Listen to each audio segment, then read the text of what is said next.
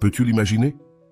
Cette personne qui t'a abandonné, qui t'a échangé contre une autre, qui a brisé ton cœur, revient en rampant à tes pieds, suppliant ton amour. Ce n'est ni une coïncidence ni de la chance, c'est le pouvoir d'une philosophie millénaire qui a transformé des empereurs et des guerriers. Les anciens stoïciens ont découvert un secret que la psychologie moderne confirme. Lorsque tu prononces le nom de quelqu'un 3 fois et appliques cette méthode que je vais révéler, quelque chose d'extraordinaire se produit dans le subconscient de cette personne. La connexion énergétique se rétablit avec une force totale en à peine 7 jours. Tu commenceras à recevoir les premiers messages après 21 jours et son repentir deviendra insupportable. Cette technique est prouvée, mais attention, lorsque cette personne reviendra, peut-être que tu ne la voudrais plus. Le pouvoir du stoïcisme ne se contentera pas de les ramener, il te transformera en quelqu'un de supérieur, d'irrésistible, d'inaccessible. Prépare-toi à découvrir la méthode qui permet à des milliers de personnes de retrouver leur pouvoir dans les relations, le pouvoir intérieur, le véritable pouvoir. Il ne réside pas dans le contrôle des autres, mais dans la maîtrise de soi. Quand quelqu'un te quitte, tu as l'impression qu'on t'a arraché une partie de ton âme, n'est-ce pas? Ce vide dans la poitrine, ce nœud dans la gorge qui t'empêche de respirer, les nuits deviennent interminables. Tu révises les messages encore et encore, te demandant ce que tu as mal fait. Tu te réveilles avec l'espoir de voir une notification de cette personne sur ton téléphone. Cette douleur est réelle, mais c'est aussi ta plus grande opportunité. Le stoïcisme nous enseigne que la souffrance ne vient pas des faits, mais de la façon dont nous réagissons face à eux. Quand cette personne est partie, elle n'a pas emporté ta capacité à être heureux. Elle t'a simplement montré que tu avais mis ton bonheur entre de mauvaises mains. Maintenant, c'est le moment de récupérer ce pouvoir. Chaque fois que tu ressens l'envie de lui écrire, de la recherche sur les réseaux sociaux, de demander de ses nouvelles à des amis en commun, tu dois reconnaître que tu es en train de donner ton pouvoir. Tu dis à l'univers, « Je ne peux pas aller bien sans cette personne ». Et tant que tu envoies ce message, tu resteras pris dans la douleur. Le premier pas est d'accepter complètement la situation actuelle, non pas comme tu voudrais qu'elle soit, ni comme tu espères qu'elle sera dans le futur, mais exactement comme elle est maintenant. Cette personne n'est pas là. Elle est partie et toi, tu es toujours là, en train de respirer, d'exister, avec un cœur qui, bien qu'il soit blessé, continue de battre. Salut à tous ceux qui nous regardent depuis différentes parties du monde, à tous nos amis de la France, du Canada, de la Belgique, de la Côte d'Ivoire, du Cameroun, des États-Unis, du Maroc, de l'Île-de-France, d'Algérie, d'Haïti, du Togo et bien sûr au reste de nos frères et sœurs. Bienvenue sur Vision Stoïcienne. C'est toujours un plaisir de me connecter avec vous, en partageant des idées profondes issues du vaste monde. N'oubliez pas de cliquer sur « J'aime », de partager cette vidéo avec vos proches, de vous abonner à notre chaîne et d'activer la cloche de notification pour rester informé de nos contenus les plus récents. Chaque geste compte pour nous aider à faire grandir cette communauté dédiée à la sagesse et à l'épanouissement. La philosophie stoïque nous invite à nous concentrer uniquement sur ce que nous pouvons contrôler. Tu ne peux pas contrôler le fait que cette personne t'ait quitté, tu ne peux pas contrôler ses sentiments, tu ne peux pas contrôler si elle reviendra ou non. Tout ce que tu peux contrôler, c'est ta réaction face à cette situation.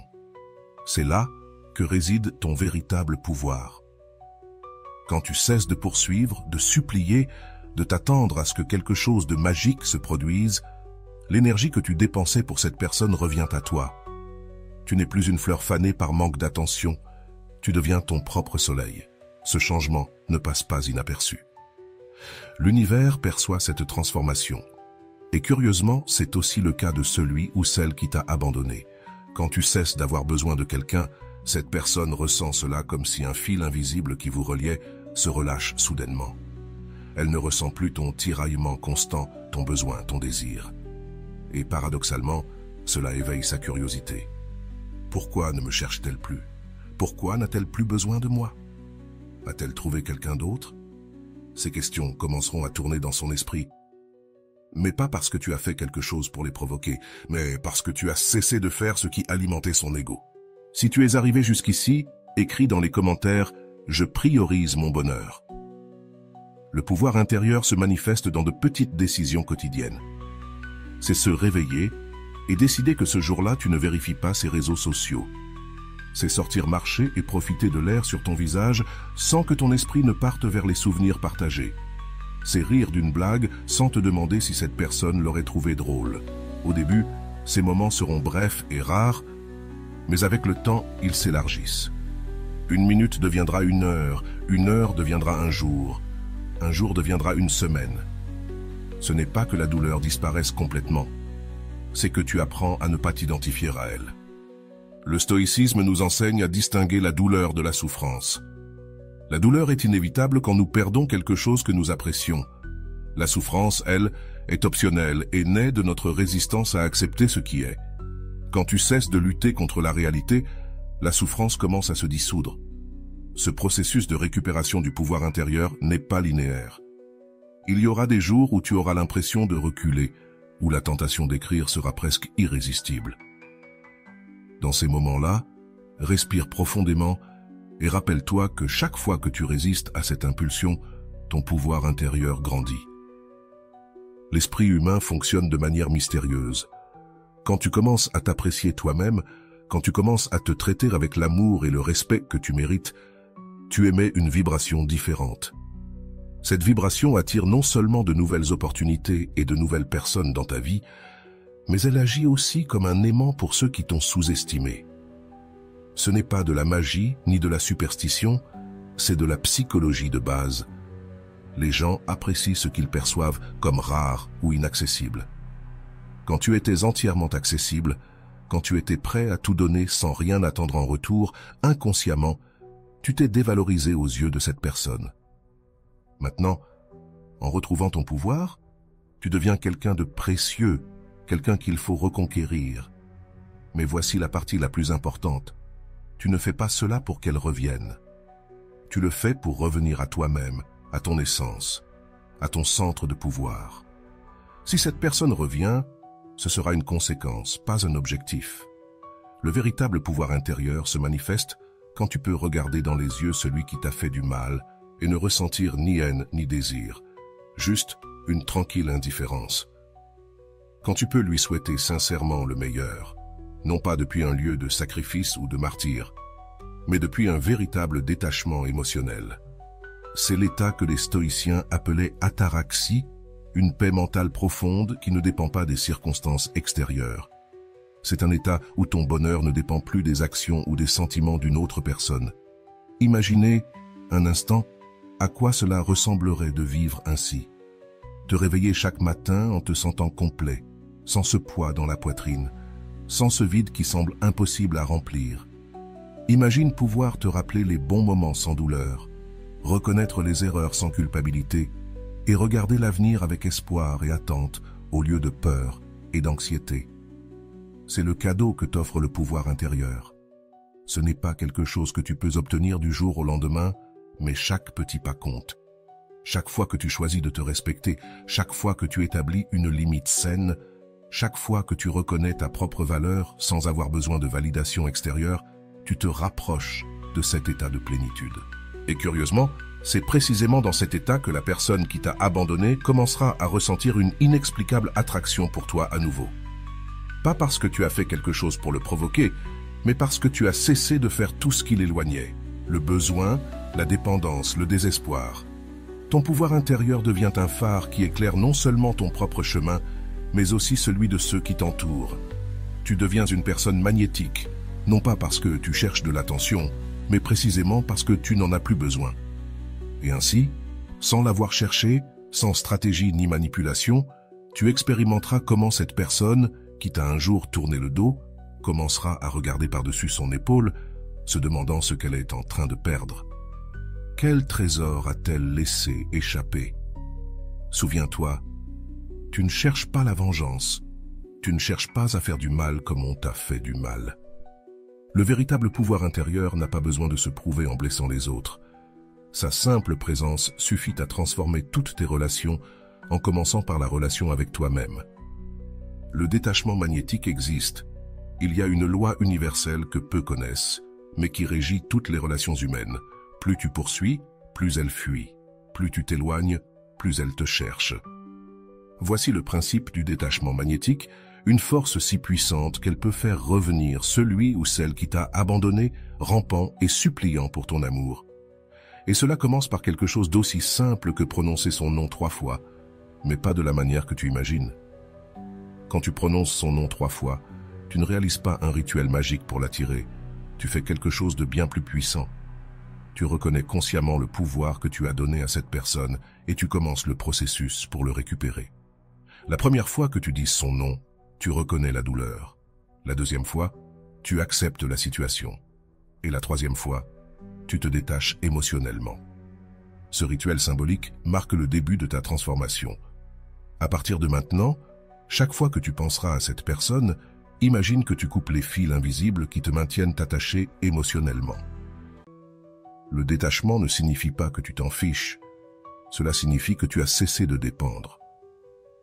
La philosophie stoïcienne nous enseigne que nous devons aimer sans posséder, valoriser sans dépendre. Quand tu intègres vraiment cet enseignement, quelque chose d'extraordinaire commence à se produire dans ton champ énergétique. Ton aura change. Tu n'émets plus la fréquence du besoin, mais celle de l'autosuffisance. Pense-y ainsi. Quand quelqu'un te quitte, c'est généralement parce qu'il ou elle pense pouvoir le faire sans conséquence. Il ou elle perçoit ton amour comme quelque chose de garanti, toujours disponible, comme un objet qu'il ou elle peut prendre quand il ou elle en a besoin et laisser quand il ou elle n'en a plus envie. Cette dynamique est complètement déséquilibrée. Le détachement magnétique rééquilibre cette dynamique. Soudainement, tu n'es plus disponible émotionnellement. Tu ne réponds plus immédiatement à ses messages, s'il y en a.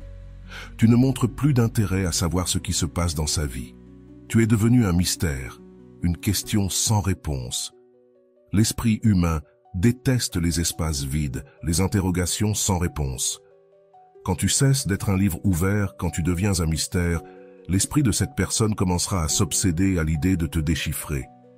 C'est inévitable, c'est la nature humaine, et c'est là que le stoïcisme se marie parfaitement avec la psychologie moderne. Les deux reconnaissent que les humains valorisent ce qu'ils ne peuvent pas avoir facilement. Quand tu étais accessible, tu étais superflu. Maintenant que tu es inaccessible, tu es devenu inestimable. Mais attention, le détachement magnétique n'est pas une stratégie de manipulation. Tu ne fais pas semblant de t'en désintéresser pour susciter l'intérêt, tu te libères véritablement du besoin de cette personne. Et c'est précisément cette authenticité qui fait que ça fonctionne. Si tu es arrivé jusqu'ici, écris dans les commentaires « Je priorise ma vie ». Si tu fais semblant de te détacher, mais au fond, tu es toujours désespéré, cette personne le ressentira. L'énergie ne ment pas. Cela doit être un changement réel, profond, sincère. Tu dois vraiment atteindre le point où tu peux vivre heureux sans cette personne dans ta vie. Cela semble contradictoire.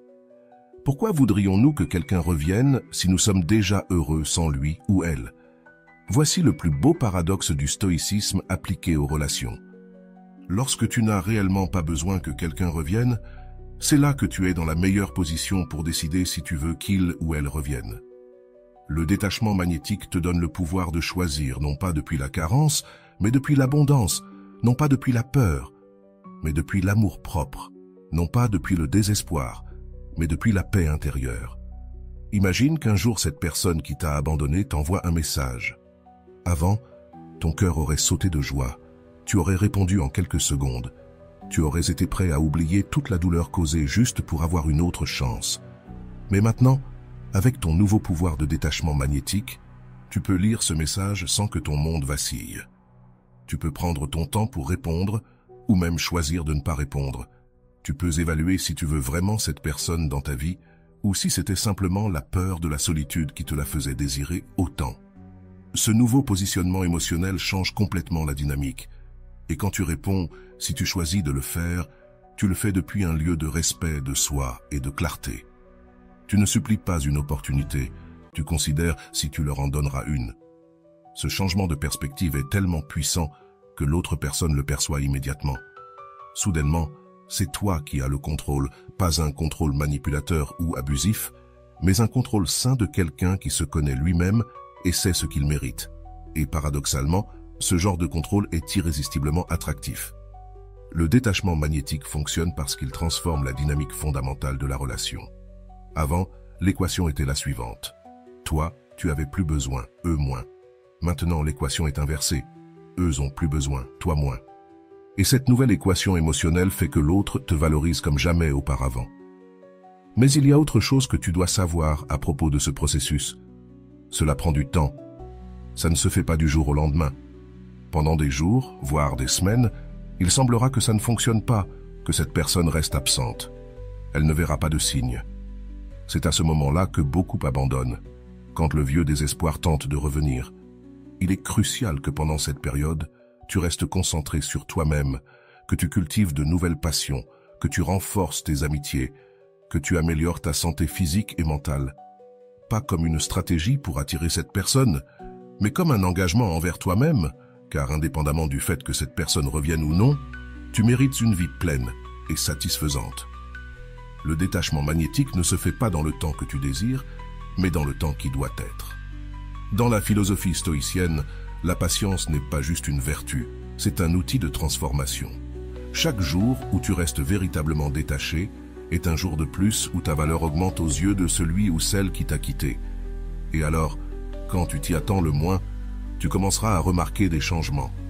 Peut-être un message occasionnel demandant comment tu vas, peut-être verras-tu que cette personne commence à interagir plus avec tes publications sur les réseaux sociaux, ou peut-être entendras-tu de la part d'amis communs qu'elle a posé des questions à ton sujet. Ce sont les premiers signes que le détachement magnétique fonctionne.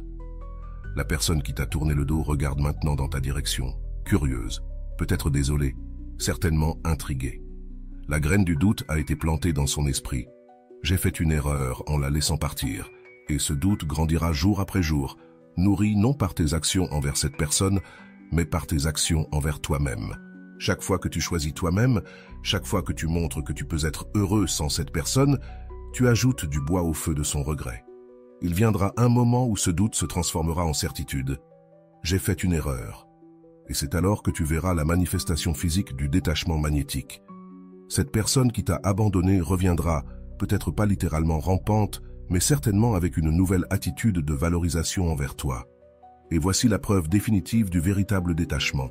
Quand cette personne reviendra, tu ne ressentiras pas cette explosion désespérée de bonheur que tu aurais ressenti avant. À la place, tu ressentiras une calme évaluation. Tu te demanderas, veux-je vraiment cela dans ma vie? Est-ce que quelque chose a fondamentalement changé? Est-ce que je mérite mieux? Ces questions ne viennent pas du ressentiment, mais d'un véritable amour de soi. Le détachement magnétique ne ramène pas seulement celui ou celle qui t'a abandonné. Il te ramène à toi-même, à ton pouvoir, à ta capacité de choisir consciemment qui mérite d'être dans ta vie et qui ne le mérite pas. Et voici la véritable promesse du détachement magnétique. Non pas que quelqu'un reviendra rampant, bien que cela arrive souvent, mais que tu reviendras à toi-même avec une force et une clarté que tu n'avais jamais expérimentées auparavant. 3 sagesses amoureuses. Le véritable amour n'est pas aveugle comme on le dit souvent.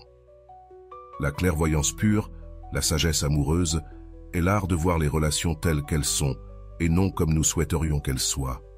Et cette vision claire est précisément ce qui fait que celui qui t'a abandonné revient en implorant ton amour, car il comprendra finalement qu'il a perdu quelqu'un qui voyait la vérité. Lorsque cette personne s'est éloignée de toi, elle l'a fait dans l'ignorance. Elle n'a pas vu ta véritable valeur. Elle n'a pas apprécié la profondeur de ce que tu offrais. Elle a agi dans l'illusion, poursuivant des mirages d'un monde meilleur ou différent.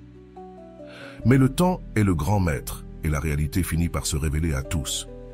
La sagesse amoureuse commence par la reconnaissance d'une vérité fondamentale que les stoïciens ont comprise il y a des millénaires. L'amour authentique n'est pas la possession, mais la liberté. Lorsque tu aimes vraiment quelqu'un, tu respectes sa liberté, même la liberté de partir. Cela semble contradictoire, mais cette acceptation est ce qui sème les graines de son retour. Prononce son nom 3 fois, et il reviendra. Ce n'est pas un sortilège magique, mais une pratique de reconnaissance. En prononçant son nom consciemment, tu reconnais que cette personne existe indépendamment de ta relation avec elle. Elle n'est pas une extension de toi. Elle n'est pas ta possession. Elle n'est pas ta source de bonheur. C'est un être séparé, avec son propre chemin. Cette compréhension profonde change toute ton énergie. Tu cesses d'émettre des ondes de besoin et tu commences à rayonner de compréhension. Et c'est cette compréhension qui est magnifiquement attractive, ce qui fait que celui qui t'a laissé reconsidère sa décision et commence à revenir vers toi. Mais la sagesse amoureuse va au-delà. Elle te permet de voir clairement pourquoi cette personne est partie. Peut-être qu'elle fuyait ses propres peurs. Peut-être cherchait-elle chez d'autres ce qu'elle n'a pas trouvé en elle-même, ou peut-être sentait-elle qu'elle ne méritait pas l'amour que tu lui offrais. Les stoïciens nous enseignent que les gens ne fuient pas de nous, ils fuient d'eux-mêmes. Lorsque tu comprends cela, quelque chose de magique se produit. La colère se dissipe, le ressentiment s'évapore. Tu ne vois plus cette personne comme quelqu'un qui t'a trahi, mais comme quelqu'un de confus, quelqu'un qui a pris une décision depuis sa propre douleur ou limitation. Cette perspective ne justifie pas le mal que cette personne t'a causé, mais elle te libère du poids émotionnel de ce mal. Et curieusement, lorsque tu cesses de voir cette personne comme l'ennemi, lorsque tu comprends ses motivations les plus profondes, tu établis un pont énergétique qui facilite son retour.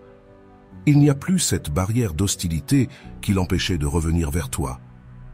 Si tu es arrivé jusqu'ici, écris dans les commentaires « Je priorise ma personne ».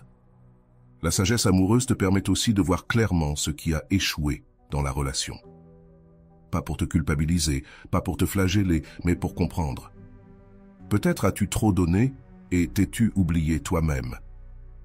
Peut-être as-tu permis des comportements qui ont érodé ta dignité, ou peut-être que tu aimais plus l'idée de cette personne que ce qu'elle était réellement. Cette auto-perception honnête et transformante. Elle te permet de corriger des schémas nuisibles et d'établir de nouvelles normes pour tes relations futures, que ce soit avec cette personne si elle revient, ou avec quelqu'un de nouveau. Et ce travail intérieur ne passe pas inaperçu pour celui qui t'a laissé. Depuis la distance, cette personne commencera à remarquer les changements en toi. Elle verra comment tu as grandi, comment tu t'es guéri, comment tu es devenu quelqu'un de plus sage et équilibré. Cette évolution éveillera en elle une curiosité irrésistible. Comment a-t-elle pu se transformer ainsi? Qu'ai-je perdu en m'éloignant? La sagesse amoureuse te permet aussi de discerner entre l'amour véritable et la dépendance émotionnelle. Souvent, nous confondons les deux, croyant que cette sensation de besoin désespéré est de l'amour, alors qu'en réalité, c'est une addiction émotionnelle. Le véritable amour te rend plus libre, plus fort, plus toi-même. La dépendance te rend plus petit, plus incertain, moins authentique. En faisant cette distinction, tu commences à émaner une énergie différente. Tu ne cherches plus chez les autres ce qui te manque, tu partages depuis ta plénitude. Et c'est précisément cela qui attire celui qui t'a rejeté. Paradoxalement, lorsque tu n'as plus besoin que cette personne revienne pour te sentir complet, c'est à ce moment-là qu'il y a le plus de chances qu'elle revienne. Les stoïciens enseignaient que la vraie sagesse ne consiste pas à contrôler le monde extérieur, mais à gouverner notre monde intérieur. Lorsque tu appliques cette philosophie à tes relations amoureuses, tu cesses de tenter de contrôler les sentiments ou les actions de l'autre personne et tu te concentres sur la gestion de tes propres émotions et réactions. Ce changement de focus te libère de l'anxiété constante, de la préoccupation de ce qu'il ou elle fait, pense ou ressent. Tu récupères le contrôle de ta vie émotionnelle et cette liberté intérieure est extraordinairement attractive pour celui qui te voyait avant comme quelqu'un de dépendant ou de besoin. La sagesse amoureuse implique aussi d'apprendre à distinguer l'amour de l'attachement. L'amour dit « Je veux ce qu'il y a de mieux pour toi, même si cela ne m'inclut pas ». L'attachement dit « J'ai besoin de toi pour me sentir bien, complet, en sécurité ». Lorsque tu apprends à aimer sans attachement, tu crées un espace de liberté où les relations peuvent fleurir naturellement, sans pression ni attentes étouffantes. Et c'est précisément cet espace de liberté qui permet à celui qui est parti de ressentir le désir de revenir. Il ne perçoit plus ton amour comme une prison ou un fardeau d'attente, mais comme un jardin ouvert dans lequel il peut entrer librement sans se sentir piégé. Mais peut-être que l'aspect le plus puissant de la sagesse amoureuse est qu'elle te permet de voir l'avenir avec clarté, non pas par des pouvoirs psychiques, mais grâce à une compréhension profonde des schémas humains. Lorsque quelqu'un s'en va en cherchant quelque chose de mieux, il découvre invariablement que ce qu'il cherchait n'existe pas. L'herbe n'est pas plus verte de l'autre côté, elle semble simplement l'être à distance. La réalité finit par s'imposer. Les nouvelles relations présentent leurs propres défis. Les problèmes non résolus réapparaissent avec de nouvelles personnes, et alors cette personne commence à se souvenir de ce qu'elle avait avec toi, non avec une nostalgie idéalisée, mais avec une nouvelle appréciation de ce que tu offrais réellement. Et c'est à ce moment-là que le regret fleurit. Ce n'est pas un regret superficiel basé sur la solitude ou la commodité, mais une compréhension profonde de ce qu'ils ont perdu. Ce regret authentique est ce qui pousse cette personne à revenir, non pas comme un conquérant confiant, mais comme quelqu'un d'humain qui reconnaît son erreur. La sagesse amoureuse te permet aussi de discerner si ce retour est motivé par de véritables raisons ou par un besoin temporaire. Elle te donne la clarté nécessaire pour distinguer entre quelqu'un qui a réellement changé et quelqu'un qui cherche simplement le confort du familier. Et ce discernement est crucial pour décider si tu leur ouvres à nouveau la porte de ta vie. Mais peut-être que ce qui est le plus beau dans la sagesse amoureuse, c'est que, indépendamment de si cette personne revient ou non, tu auras gagné quelque chose d'inestimable. La capacité d'aimer de manière plus mûre, plus consciente, plus pleine. Tu n'aimeras plus par manque ou par peur, mais par abondance et liberté. Et ce nouvel amour, qu'il soit avec celui qui t'a laissé ou avec quelqu'un de nouveau, sera infiniment plus satisfaisant que tout ce que tu as pu expérimenter auparavant, car il sera fondé non pas sur le besoin désespéré de te compléter dans le désir conscient de partager ta plénitude. La sagesse amoureuse consiste, en fin de compte, à comprendre que le véritable but des relations n'est pas de nous rendre heureux, mais de nous rendre conscients. Chaque rencontre, chaque rupture, chaque réconciliation est une occasion de nous connaître plus profondément, de guérir de vieilles blessures, d'évoluer en tant qu'êtres humains. Et quand tu incarnes cette compréhension, tu deviens un aimant irrésistible, non seulement pour celui ou celle qui t'a quitté, mais pour toute personne qui apprécie la profondeur, l'authenticité et la véritable connexion. Tu deviens un phare de sagesse amoureuse dans un monde de relations superficielles, basé sur la convenance et la peur de la solitude. Alors, prononce son nom 3 fois, non pas comme une supplication pour qu'il ou elle revienne, mais comme un acte de libération et de compréhension. Libère-toi de l'attachement, comprends les leçons et prépare-toi à recevoir ce que l'univers a réservé pour toi, que ce soit le retour de cette personne ou une nouvelle opportunité d'aimer depuis la sagesse. Le contrôle émotionnel est la couronne du stoïcisme et la clé secrète pour que cette personne revienne se traînant à tes pieds. Il ne s'agit pas de réprimer tes émotions, mais de les gérer avec une telle maîtrise que tu deviens un être imperturbable face aux tempêtes émotionnelles qui auparavant te renversaient. Quand cette personne t'a quitté, probablement ton monde émotionnel a explosé en 1000 morceaux. La tristesse, la colère, la peur, le désespoir. Toutes ces émotions ont pris le contrôle de ton esprit et de ton corps. Peut-être as-tu pleuré pendant des jours, supplié une autre chance, envoyé des messages à des heures tardives qui te font maintenant honte. Cette déstabilisation émotionnelle ne t'a pas seulement fait souffrir, mais a confirmé dans l'esprit de celui ou celle qui t'a quitté qu'il ou elle avait pris la bonne décision. Les stoïciens avaient un concept fondamental, les impressions.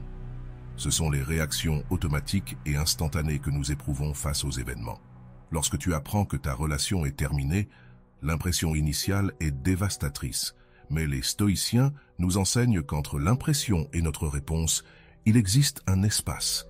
Et dans cet espace réside notre pouvoir de choisir. Le contrôle émotionnel commence par élargir cet espace, par créer une pause entre le stimulus et la réponse. Lorsque tu réussis cette pause, tu n'es plus esclave de tes réactions automatiques. Tu peux ressentir la douleur sans devenir la douleur. Tu peux éprouver la tristesse sans que la tristesse te définisse. Prononcer son nom 3 fois fait partie de ce processus. C'est un exercice de désensibilisation. La première fois, le nom provoque une avalanche d'émotions. La deuxième fois, l'intensité diminue. La troisième fois, tu commences à ressentir une certaine distance émotionnelle. Ce n'est pas que tu ne ressens plus rien, c'est que maintenant, toi, tu contrôles les émotions, plutôt que ce soit elles qui te contrôlent. Ce contrôle émotionnel a un effet immédiat sur ton comportement. Tu n'agis plus par désespoir, tu n'envoies plus de messages impulsifs, tu ne prends plus de décisions qui compromettent ta dignité. Cette nouvelle stabilité émotionnelle se reflète dans chaque aspect de ta vie. Ton travail, tes conversations, tes publications sur les réseaux sociaux. Et voici ce qui est fascinant. Celui ou celle qui t'a quitté percevra ce changement, même à distance. Là où il ou elle voyait quelqu'un consumé par les émotions, il ou elle voit maintenant quelqu'un de serein, équilibré, intrigant, imperturbable. Cette transformation éveille sa curiosité. Comment a-t-il ou elle pu surmonter cela si rapidement? M'a-t-il ou elle vraiment oublié? Peut-être ne m'a-t-il ou elle jamais aimé autant que je le croyais? Le contrôle émotionnel te permet aussi de voir la situation avec clarté. Lorsque les émotions intenses n'obscurcissent plus ton jugement, tu peux analyser objectivement ce qui s'est passé dans la relation. Tu peux identifier des schémas, repérer des signaux d'alerte que tu avais négligés, comprendre les dynamiques qui ont mené à la rupture. Cette clarté mentale ne t'aide pas seulement à guérir, mais te prépare aussi à une réconciliation potentielle, depuis un lieu de sagesse, non de désespoir. Mais l'aspect le plus puissant du contrôle émotionnel est peut-être son effet magnétique. Les êtres humains sont naturellement attirés par ceux qui démontrent une stabilité émotionnelle. C'est une qualité rare et précieuse dans un monde où la majorité réagit impulsivement à chaque stimulus. Lorsque tu incarnes cette stabilité, tu deviens un refuge, une ancre au milieu de la tempête. Et cela devient irrésistiblement attractif, particulièrement pour celui ou celle qui t'a quitté et qui maintenant expérimente les conséquences émotionnelles de sa décision. Car, bien que cela puisse paraître surprenant, celui ou celle qui abandonne souffre souvent autant, voire plus, que celui ou celle qui est abandonné. Il ou elle lutte avec la culpabilité, le doute, la peur d'avoir commis une erreur irréparable. Il ou elle cherche à justifier sa décision, à se convaincre qu'il ou elle a bien fait. Mais quand il ou elle te voit, calme, équilibré, avançant avec dignité, la certitude qu'il ou elle avait raison commence à se fissurer. Le contrôle émotionnel implique également de gérer tes attentes. Tant que tu es obsédé par l'idée que cette personne revienne, tu restes son esclave émotionnel. La véritable liberté arrive quand tu acceptes profondément que tu pourrais ne jamais la revoir et que même dans ce cas, tu sais que tu seras bien. Cette acceptation sincère, paradoxalement, augmente les chances d'une rencontre. Pratiquer le contrôle émotionnel au quotidien implique de petites décisions. Lorsque tu ressens l'envie de vérifier ces réseaux sociaux, tu choisis de ne pas le faire. Lorsque la tristesse t'envahit en entendant ta chanson, tu laisses l'émotion s'écouler sans résistance, mais tu ne t'y accroches pas. Lorsque des amis communs mentionnent son nom, tu gardes une expression neutre, ni anxieuse, ni indifférente. Ces petites victoires s'accumulent. À chaque fois que tu choisis une réponse équilibrée plutôt qu'une réaction impulsive, tu renforces ton contrôle émotionnel. C'est comme exercer un muscle. Au début, c'est difficile. Cela demande un effort conscient, mais avec la pratique, cela devient naturel, automatique. Pendant que tu te fortifies émotionnellement, quelque chose d'intéressant se passe avec celui ou celle qui t'a quitté. L'absence de drame, de poursuite, de supplication désespérée crée un vide dans son expérience. Ce vide génère de l'inquiétude. L'esprit humain déteste les espaces vides, il cherche à les remplir immédiatement. Et ainsi, presque sans s'en rendre compte, cette personne commence à penser à toi de plus en plus. Ce ne sont pas des pensées de pitié ou de culpabilité comme avant, mais de véritable curiosité et d'intrigue. Que fait-il ou elle? Avec qui est-il ou elle? Pourquoi ne me cherche-t-elle pas? Ces pensées commencent à occuper de plus en plus de place dans son esprit. Ce qui avant était une certitude, que c'était fini, devient une question inconfortable. Ai-je vraiment fait ce qu'il fallait? Et c'est là que le contrôle émotionnel montre toute sa puissance. Lorsque cette personne reviendra vers toi, ce ne sera pas en retrouvant la même personne émotionnellement dépendante qu'elle a laissée, mais quelqu'un transformé, quelqu'un avec de l'autodiscipline, quelqu'un qui irradie une force calme et magnétique. La réunion, si elle a lieu, ne se fera pas selon tes anciens termes. Anxiété, dépendance, peur, mais selon tes nouveaux termes, clarté, équilibre, respect de soi. Tu ne seras plus celui ou celle qui quémande de l'amour, mais celui ou celle qui décide consciemment s'il ou elle veut partager son amour à nouveau. Ce changement de dynamique est ce qui fait que celui ou celle qui t'a abandonné reviendra se traînant. Non pas parce que tu l'as manipulé ou parce que tu as joué à un jeu psychologique, mais parce que tu as évolué authentiquement. Tu es devenu quelqu'un qui ne mendie plus l'amour, mais qui le donne depuis sa propre abondance, et uniquement à celui ou celle qui le valorise correctement. Le contrôle émotionnel te permet aussi d'identifier de faux signes de repentance. Lorsque celui ou celle qui t'a quitté essaie de revenir, tu pourras discerner s'il ou elle agit par amour sincère ou par des motifs égoïstes. Solitude, convenance, ego blessé. Sans contrôle émotionnel, tu pourrais sauter sur n'importe quelle miette d'attention qu'il ou elle t'offre. Tu peux évaluer objectivement si cette personne mérite une seconde chance dans ta vie. Les stoïciens nous enseignent que les émotions sont comme des chevaux sauvages, puissants et intenses, capables de nous emmener loin, mais potentiellement destructeurs si nous ne les domptons pas. Le contrôle émotionnel consiste à apprendre à monter ces chevaux, à les diriger dans la direction que nous choisissons, au lieu d'être traînés par eux sans direction ni but. Lorsque tu maîtrises cet art, tu ne transformes pas seulement ta vie amoureuse, mais ta vie entière. Tu te libères du chantage émotionnel, des montagnes russes de hauts et de bas qui définissaient autrefois tes journées. Tu trouves une paix intérieure qui ne dépend pas des circonstances extérieures, une stabilité qui émane de ton centre et se diffuse dans tous les aspects de ta vie. Et cette paix, cette stabilité, cette maîtrise de toi-même est ce qui fait que celui ou celle qui t'a quitté remet profondément en question sa décision. Là où il ou elle voyait de la faiblesse, il ou elle voit de la force. Là où il ou elle voyait de la dépendance, il ou elle voit de l'autonomie. Là où il ou elle voyait un besoin, il ou elle voit un choix conscient. Cette remise en question les amènera inévitablement à ta porte, non comme quelqu'un qui te rend un service en revenant, mais comme quelqu'un qui reconnaît humblement avoir laissé partir quelque chose de précieux. Et lorsque cette personne frappera à ta porte, ton contrôle émotionnel te permettra de prendre la décision la plus importante. Si tu ouvres ou non, plus depuis la carence, mais depuis la plénitude. Souviens-toi, l'objectif final du contrôle émotionnel n'est pas de manipuler les autres pour qu'ils reviennent vers toi, mais de te libérer de la tyrannie de tes propres réactions incontrôlées. Si cette personne revient, ce sera un magnifique effet secondaire de ta transformation.